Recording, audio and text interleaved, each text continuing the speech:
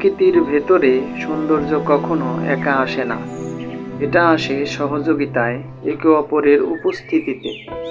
এখানে যে গাছটা দেখছেন এটা লজ্জাবতী, পাতা স্পর্শ পেলেই নিজেকে আড়াল করে ফেলে, কিন্তু আজ সে খুলে বসেছে তার ক্ষুদ্র গোলাপি ফুলগুলো।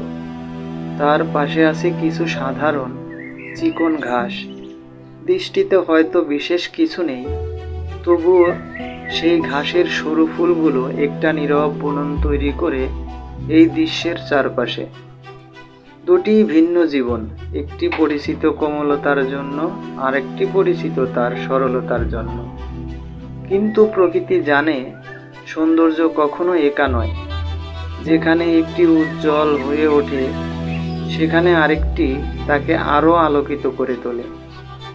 যেমন এখানে লজ্জাবতী তার কোমল গোলাপি রং আর ঘাসের ক্ষুদ্র ফুলের মৃদু দোলা মিলে করে তুলেছে একটা নীরব সুর। প্রকৃতি আমাদের বলছে, অস্তিত্বের অর্থ আলাদা হয়ে নয়, একসাথে থেকে পূর্ণতা হওয়ায়।